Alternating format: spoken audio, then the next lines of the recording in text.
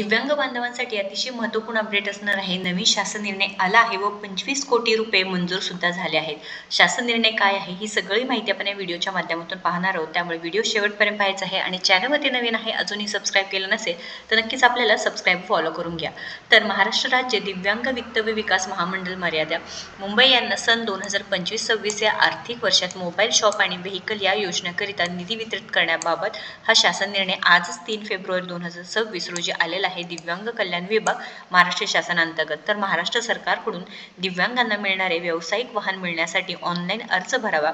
शासनाने मोफत गाड्यासाठी व इतर खर्चासाठी इथे पैसे मंजूर केलेले आहेत। तुम्ही पाहू शकता की 25 कोटी रुपये इतकी मंजूर केलेले आहेत। तर GR पाहू शकता आपण 2 मिनिटात सविस्तर माहिती पाहूया। तर महाराष्ट्र राज्य दिव्यांग वित्त व विकास महामंडळ सन 2025-26 या आर्थिक वर्षाकरिता मागणी क्रमांक तर सामाजिक सुरक्षा व कल्याण दिव्यांग व्यक्तींना स्वावलंबी होण्याच्या दृष्टीने पर्यावरण स्नेही वाहने उपलब्ध करून देणे, वाहनांवरील फिरते दुकान, सर्वसाधारण कार्यक्रम, तर इथे सहाय्यक अनुदान वेतनेतर या उद्दिष्टाकरिता अर्थसंकल्पीय अंदाजाच्या मर्यादित रुपये 25 कोटी फक्त एवढे अनुदान वितरित करण्यास शासन मंजुरी देत आहे। याबाबत सविस्तर तपशील पुढील प्रमाणे दर्शवण्यात येत आहे।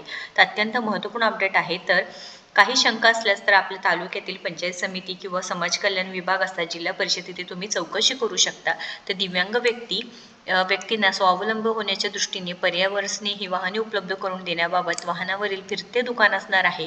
तर इथे नक्कीच इथे सरकार नेहमीच दिव्यांग बांधवांना मदत करत आहे। वेळोवेळी वेगवेगळ्या योजना असू द्या, अनुदानाची मागणी असू द्या, हे पुरेपूर पूर्ण करत असल्यामुळे नक्कीच इथे जे लाभार्थी आहे त्यांना त्याचा फायदा होत आहे। तर इथे 25 कोटी रुपये इथे काय झालेले आहे, वितरित करण्यात आलेले आहे।